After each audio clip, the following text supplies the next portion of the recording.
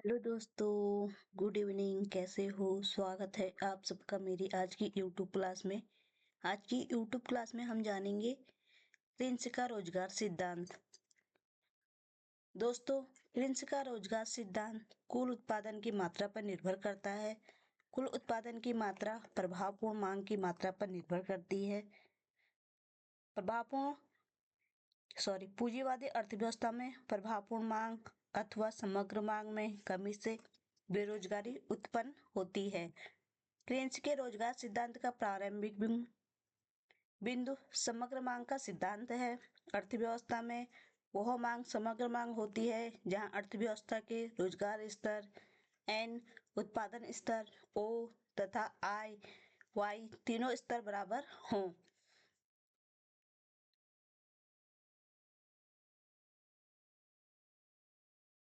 प्रभावपूर्ण मांग के दो तत्व हैं, एक है समग्र मांग फलन, दूसरा है समग्र पूर्ति फलन।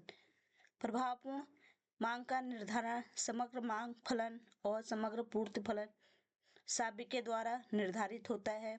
जब एक उद्यमी को उत्पादित माल के विक्रय से जिस राशि के प्राप्त होने की आशा रहती है उसे कुल मांग फलन कहते हैं। उद्यमी को अपने माल के विक्रय से कम इतनी राशि अवश्य मिलती है उसे कुल पूर्ति फलन कहते हैं, अर्थात कुल मांग फलन प्राप्ति को दर्शाता है, कुल पूर्ति फलन लागत को दर्शाता है।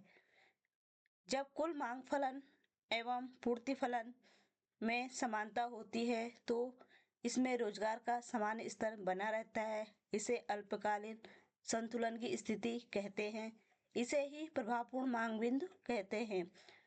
दोस्तों, समग्र मांग फलन और समग्र पूर्ति फलन के द्वारा प्रभावपूर्ण मांग का निर्धारण होता है। समग्र मांग फलन क्या होता है? दोस्तों, समग्र मांग फलन वस्तु के संपूर्ण मांग को समग्र मांग फलन कहते हैं और वस्तु की संपूर्ण पूर्ति को समग्र पूर्ति फलन कहते हैं। दोस्तों, ये है हमारा प्रभावपूर्ण मांग या केन्स के रोजगार के सिद्धांत का रेखा चित्र। दोस्तों, ये वक्र हमारा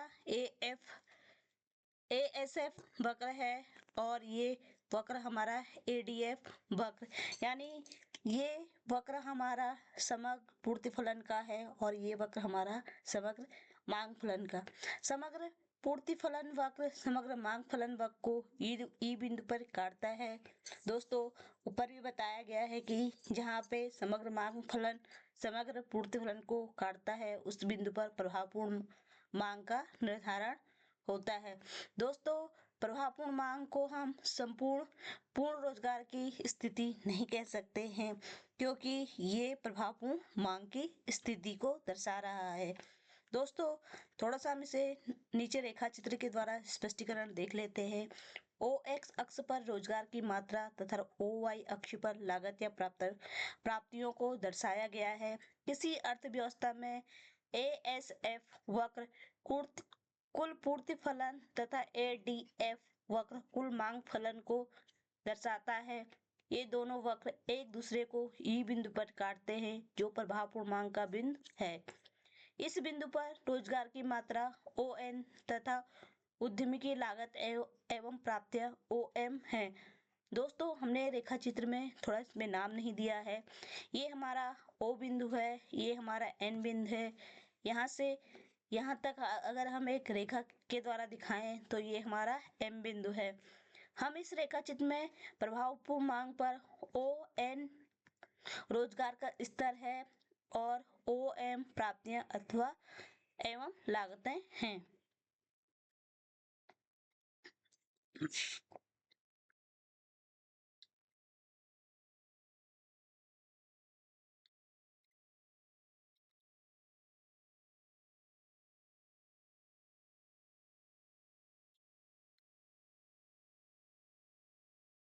इस प्रकार उद्यमी को ई बिंदु पर अधिकतम लाभ की प्राप्ति होती है। ADF और ASF वक्र ई बिंदु के अतिरिक्त अन्य किसी बिंदु पर नहीं मिल सकते हैं। रेखा चित्र से यह स्पष्ट होता है कि ASF वक्र पहले धीरे धीरे ऊपर उठता है। प्रारंभ में लागत में धीरे धीरे वृद्धि होती है और बाद में लागत में तेजी से वृद्धि होती है, जो ASF वक्र के लंबवत आकार से देखी जा सकती है। ADF वक्र पहले तेजी से ऊपर उठता है, परंतु बाद में इसका आकार समस्तरीय होने लगता है।